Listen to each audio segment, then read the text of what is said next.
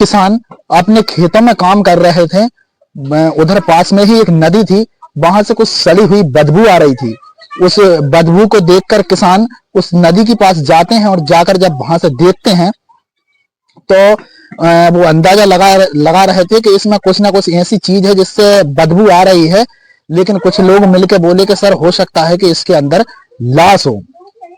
यही सुनकर जब वे पुलिस के पास फोन करते हैं और पुलिस मौके पर पहुंचती है और उसका मुंह खोलती है बोरी का, तो उसमें एक युवती की लाश थी। अब पुलिस के पास सवाल ये था कि ये जो लाश है ये किसकी है। तो पुलिस उसका वहीं से पंचनामा तैयार करती है और पंचनामा तैयार कर पुलिस उसको पोस्टमार्टम के लिए भेज देती है। अब पुलिस के पास कई सारे सवाल खड़े हो रहे थे कि ये लड़की आखिरकार कौन है, किसने इसका कत्ल किया है, ये लड़की की लाश कौन यहाँ पर फेंक गया। ये सोच ही रही थी पुलिस के एक दिन बाद ही एक लड़की आती है जो कि आके बताती है कि सर मेरी बहन है जिसकी उम्र करीबन 18 या 19 साल के आसपास है, जो घर से लापता है। पुलिस उसको जैसे ही वो बताती है तो पुलिस सोचती है कि हो सकता है जिस लड़की की लाश मिली है वो इसकी बहन हो। तो वो तुरंत फोटो को बुलवाती है और फोटो जैसे ही उस लड़की को दिखाया जाता है तो वो उस फोटो को देखकर फूट फूट कर रोने लगती है। और वो लड़की जब रोने लगती है तो पुलिस उससे पूछती है कि क्या जो फोटो में जो दिख रही है क्या वो आपकी बहन है। पुलिस कहती है कि हाँ सर ये मेरी बहन साइला ही है और इनका कत्ल जरूर मम्मी पापा माँ बापू ने ही किया है, ये सब बताती है कि और इसमें शामिल मेरे जीजाजी भी हो सकते हैं, आप उनके खिलाफ कार्रवाई कीजिए। पुलिस उनके खिलाफ कार्रवाई करती है और कार्रवाई में पुलिस 4 लोगों के ऊपर एफआईआर दर्ज करती है। पिता जाफर, मां बानो, भाभी नाजमा और जीजा मारूफ, इन 4 लोगों के ऊपर एफआईआर दर्ज की जाती है और पुलिस इनको गिरफ्तार कर लेती है। सबसे पहले जब इनको थाने लाया जाता है तो ये लोग सबसे पहले तो ये स्वीकार ही नहीं कर रहे थे कि इस मर्डर में इनका हाथ है। जब पुलिस इनसे सख्ती से पूछताछ करती है तो ये बताते हैं कि हाँ सर ये सब हमने ही किया है। तो पुलिस इनसे बारी बारी से पूछना शुरू कर देती है कि आखिरकार तुमने ये सब किया ही क्यों है। तो इसके बाद में वो बताते हैं कि इनकी जो भाभी थी नाजमा के चचेरे भाई से उसका अफेयर चल रहा था और उनने साहिला को कई बार समझाने की भी कोशिश की थी लेकिन साहिला नहीं मानी। और उसकी जो बहन थी आयशा वो उससे उसकी मदद किया करती थी। इसके बाद में ही वो लोग प्लान बनाते हैं कि अगर इतना बड़ा इंजाम पहुंचाना है तो सबसे पहले हमको दोनों बहनों को अलग करना पड़ेगा।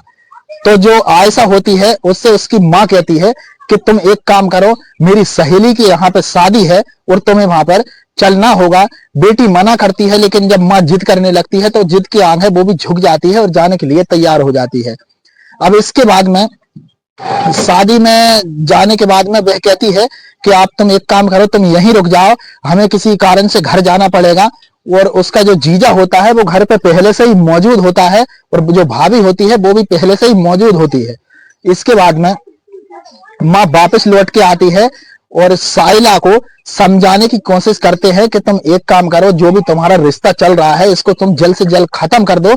लेकिन साहिला उनकी बात को नहीं मानती और इसके बाद में साहिला अपने कमरे में जानकर लेटी ही थी कि उधर से जीजा उनका मारूफ आ जाता है और जाकर उसकी छाती पर बैठ जाता है और उसका गला पकड़ लेता है। और जो भाभी होती है वो उसका हाथ पकड़ लेती है और जो माँ होती है उस लड़की के पैरों को पकड़ लेती है। उस लड़की की गर्दन को वो जब तक दबोचे रहता है कि जब तक उस लड़की का दम नहीं निकल जाता। अब जब वो लड़की का दम निकल जाता है तो जो उसकी माँ होती है और जो जीजा होता है दोनों मिलकर सोचते हैं कि अब लाश को कहीं ना कहीं ठिकाने लगाना पड़ेगा।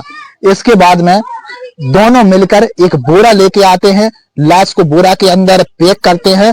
पैक करने के बाद ही जो जीजा होता है वो मोटरसाइकिल चलाता है और जो माँ होती है वो उस बोरे को पकड़कर बैठ जाती है।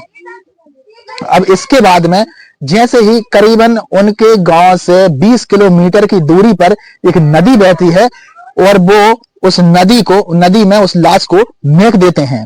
और जब उस नदी में उस लाश को फेंक देते हैं तो उनने ये सोचा होगा कि ये लाश बहकर काफी दूर चली जाएगी, लेकिन ऐसा होता नहीं है क्योंकि जिस टाइम उनने वो लाश फेंकी थी उस टाइम पानी का बहाव कुछ कम होता है, इस कारण से वो लाश भाई अटकी ही रह जाती है। और जब वो किसानों को इस बात का पता लगता है और जब वो पुलिस के पास खबर देते हैं तो पुलिस वहां पे आती है और उस लाश के मुंह को जब खोला जाता है तो पुलिस देखती है कि इसमें जो लाश मिली है ये एक लड़की की लाश है।